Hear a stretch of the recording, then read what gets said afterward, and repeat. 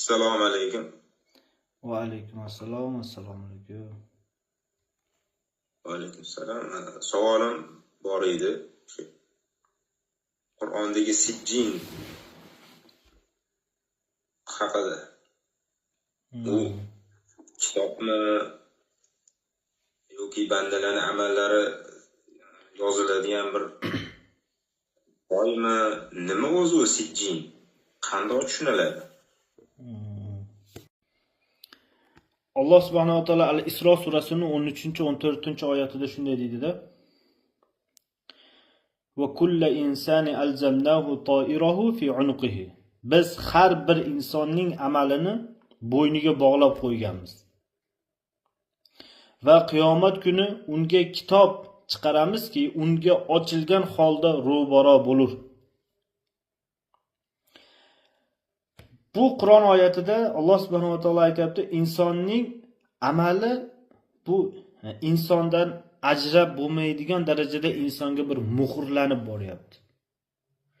Va insonning bu amallari qiyomat kuni unga bir o'chirib yuborishni iloji yo'q holda unga ro'baro bo'ladi qiyomat kuni. Kitob bu majoziy ma'noda ishlatilyapti, namoyiy amallari.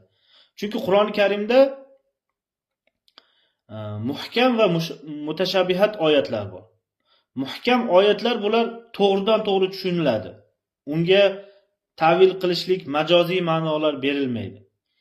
Lekin mutashabihat oyatlar nima desa, kelajakda yoki qiyomat kuni bo'ladigan voqealarni bizga Alloh taolo tushuntirishlik uchun bu hayotimizdagi ba'zi bir narsalarni misol qilib keltiradi. Ya'ni qiyomat kuni shunday bir holat bo'lishligi aniqki,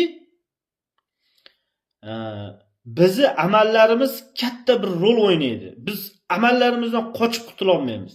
Amallarimizni natijasiga duch kelamiz. U solih amal bo'ladimi yoki yomon amal bo'ladimi farqi yo'q.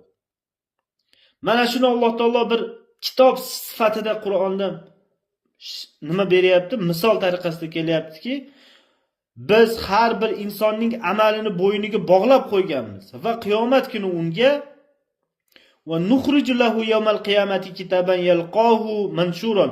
Biz qiyomat kuni bu Alloh taoloning qiyomat kuni insonning har bir amalini insonning bir kitob shaklida uni yoniga qo'yamiz, deyapti. Iqra kitabaka kafa bi nafsika al-yawma alayka hasiba. Kitobingni o'qi bugun ey inson. Iqra kitabaka ey inson, bugun kitobingni o'qi. Kafa bi nafsika al-yawma alayka hasiba. Bugun ana shu amallaringni, kitobingni o'qib turib o'zing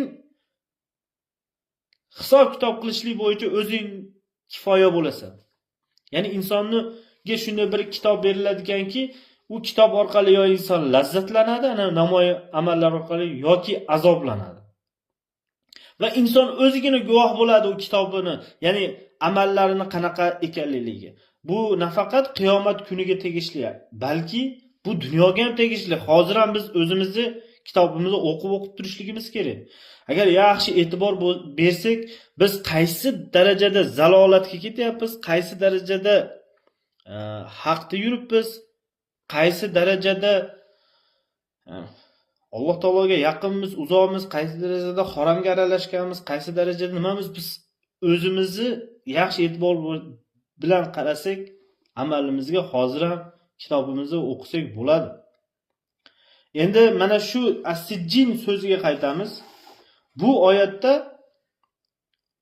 Alloh taolo ikkiga bo'lyapti.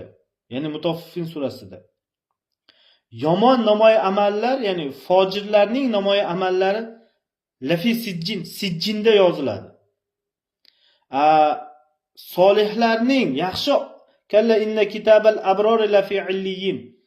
Solih bandalar, Allohning abror bandalar, Allohning sevimli bandalarining namoyiy amallari illiyinda yoziladi. Illiyin arab tilida mufradatda tarjimada shundayki, a'lo, buyuk darajada, ancha munchasi erisha olmaydigan buyuk darajalar degan narsani nazarda tutiladi. As-sijjin Fathul Bayonda keladi. As-sijjin arab tilida qattiq va davomiy degan ma'noni beradi arab tilida.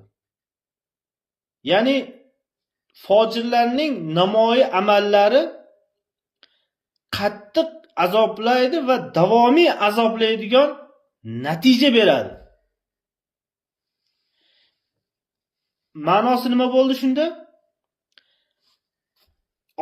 Kofirlarning, fojirlarning namoyi amallari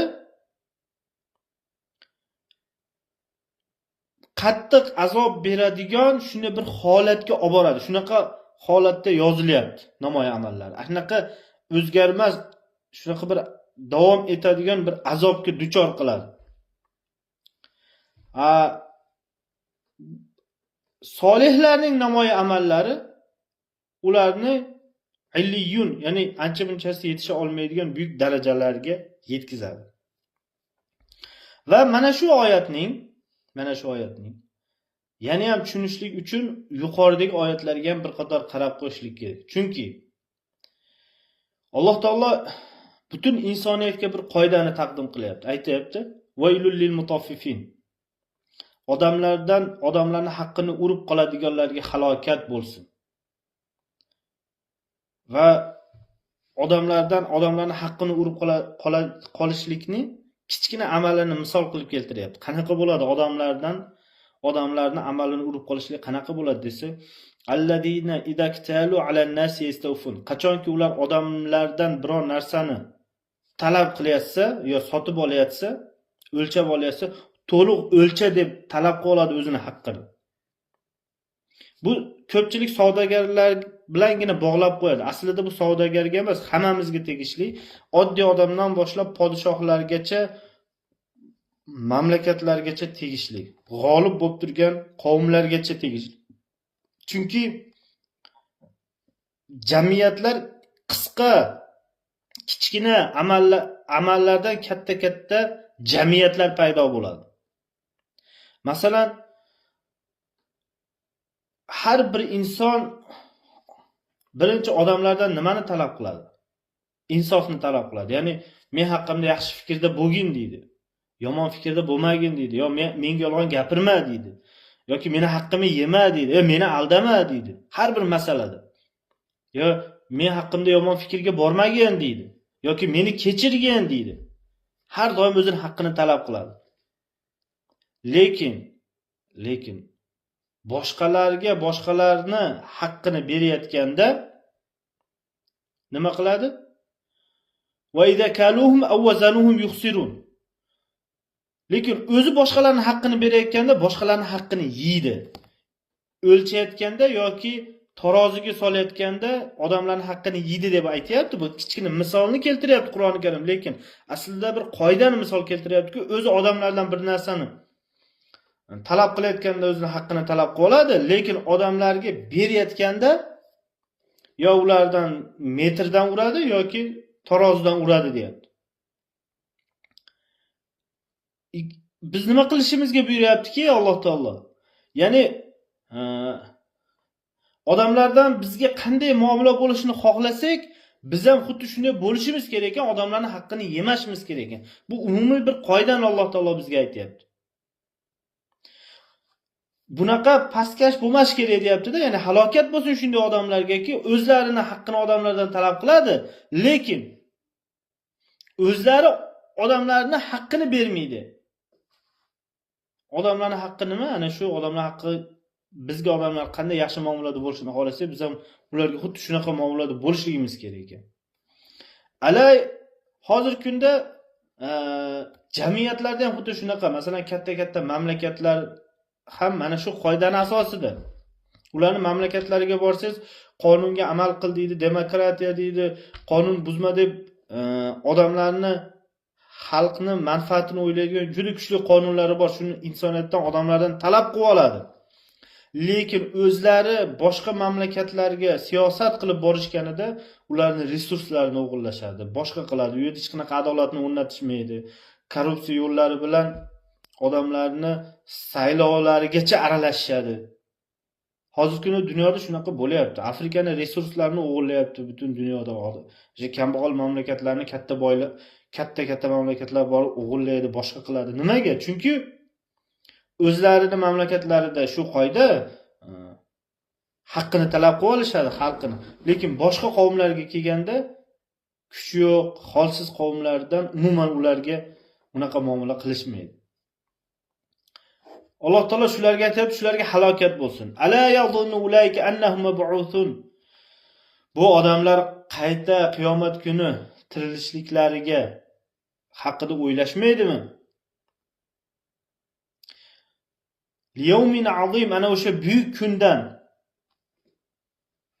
ya'ni hisob kitob kunidan qo'rqishmaydimi? Yawma yaqumun nasu li robbil alamin.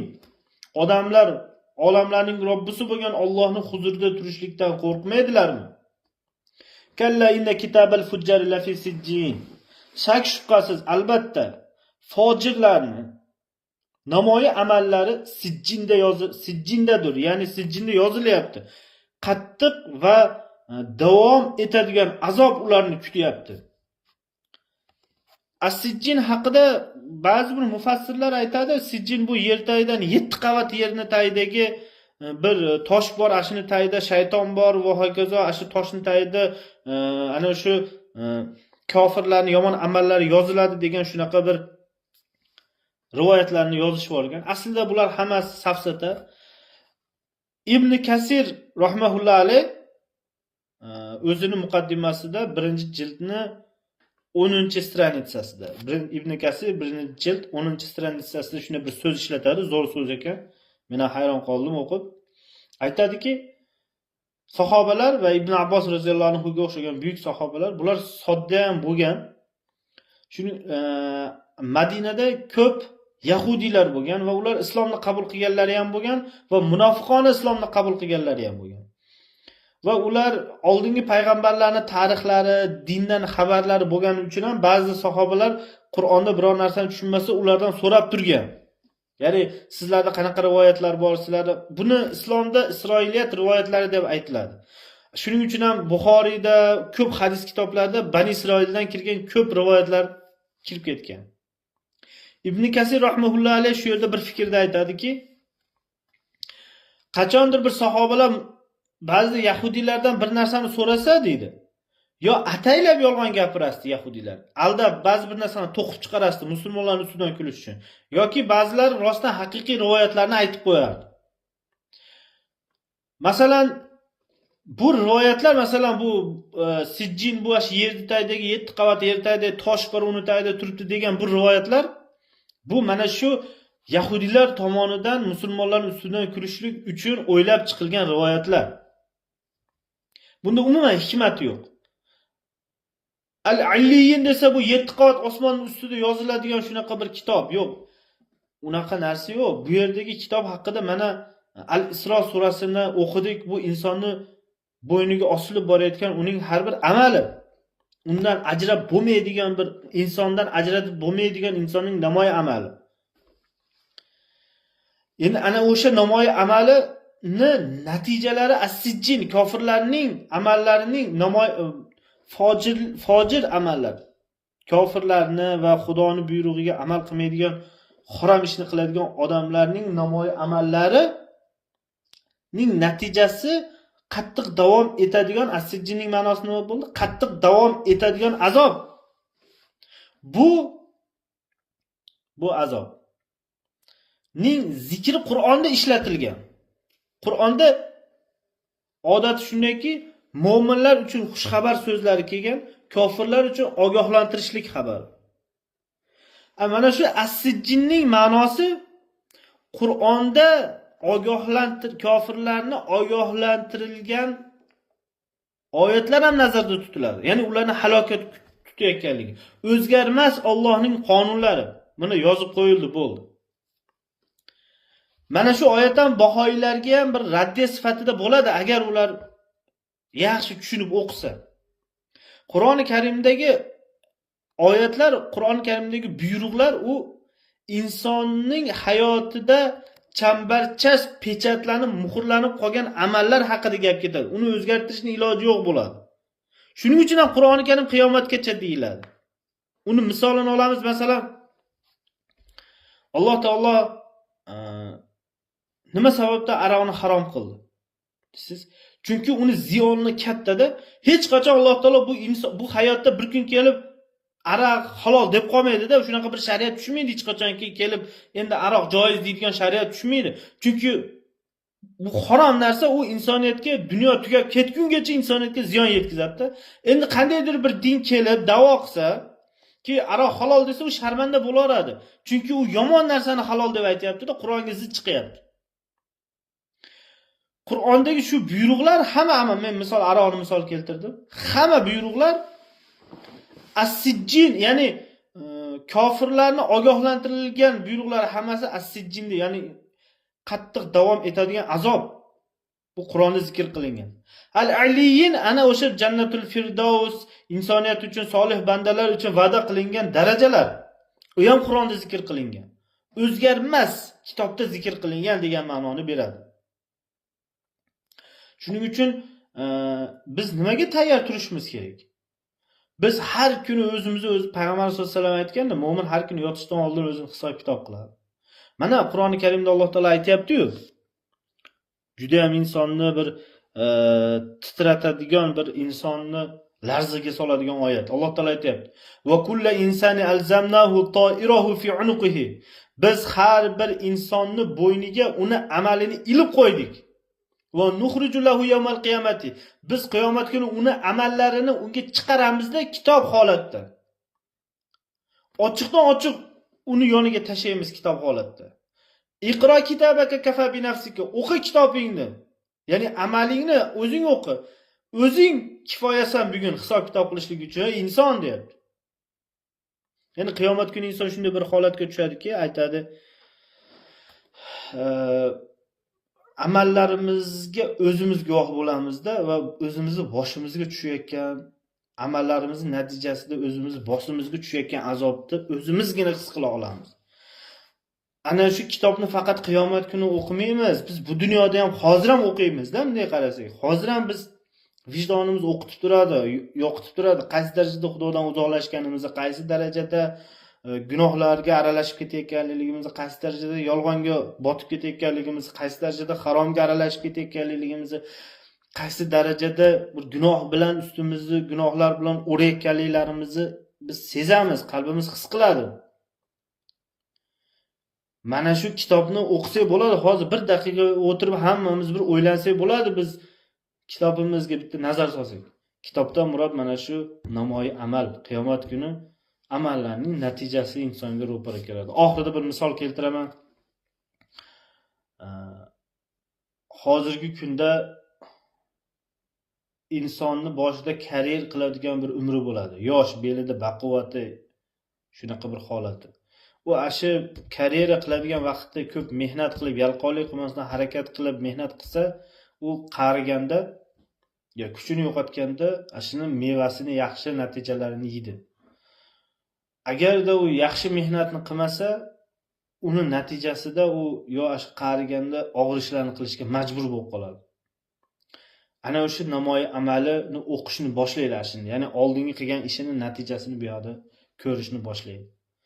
Mana shu misolini Alloh taolo Qur'onda aytayapti, As-Sijjinda yoziladi. Xo'p, bu mavzu haqida shu qisqacha, agar shunga oid e'tirozingiz bo'lsa bildirishingiz mumkin yoki tushunarsiz joyi bo'lsa aytishingiz mumkin.